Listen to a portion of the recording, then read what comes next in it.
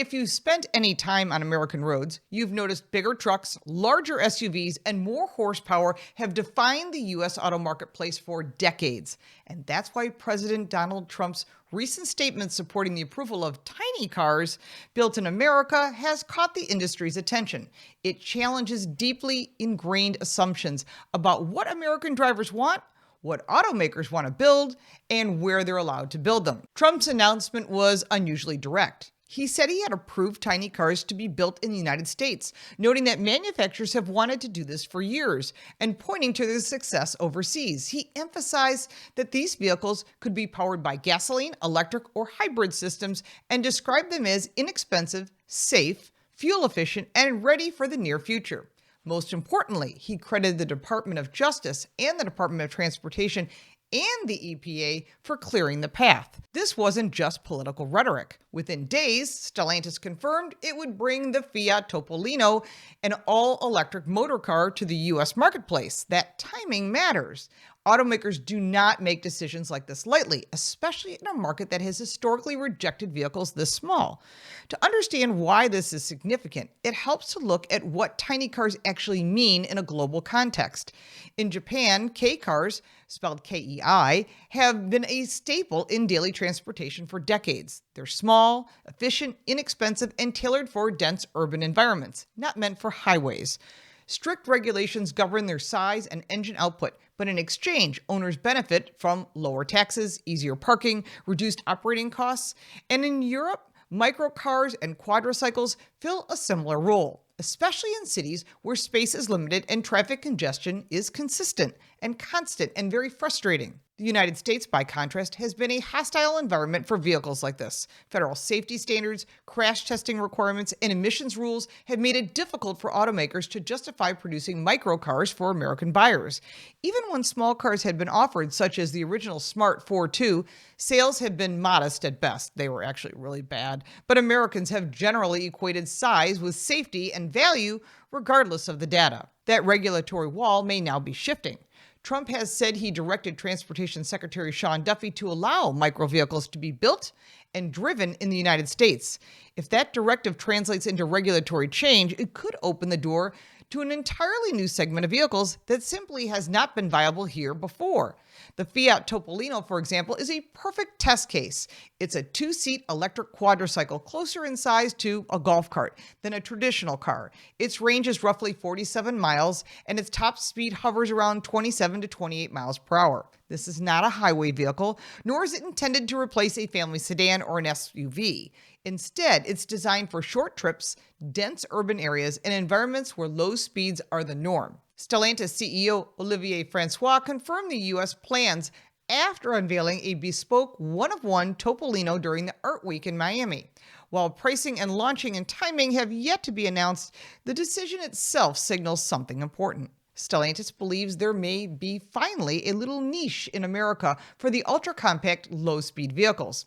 This is a notable shift in thinking. Historically, automakers have avoided microcars in the U.S. because the economics rarely worked, and development costs are high, margins are thin, and the consumer demand has been unpredictable. But market conditions are changing.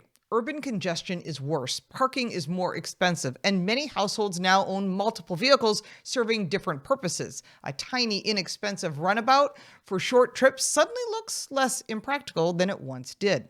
There is also a broader trend underway. The return of small cars is no longer theoretical. Vehicles like Mini and the Fiat 500 and compact crossovers such as the Hyundai Kona have demonstrated that Americans will buy smaller vehicles if they are well designed and they fit a clear purpose. Hyundai's upcoming Inster, which is currently not available in the US, but has just won a World Car of the Year urban car, is a small electric urban vehicle aimed at global markets.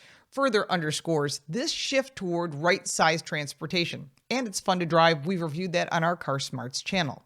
What Trump's move potentially changes is not consumer preference overnight, but the regulatory framework that has limited choice. By signaling support for micro vehicles and directing agencies to accommodate them, the administration has effectively said that one-size-fits-all regulations may no longer make sense in a diverse transportation landscape. And critics are going to argue that tiny cars are unsafe on American roads, especially alongside full-size SUVs and pickup trucks. And that concern is very understandable. I've owned a Mini, and I've had big trucks next to me that don't even see me. But it oversimplifies the issue. These vehicles are not meant for interstate travel or high-speed commutes. They are designed for neighborhoods, cities, campuses, and controlled environments where speeds are low. Many already operate legally in certain states under low-speed vehicle rules, though those rules have been inconsistent and restrictive.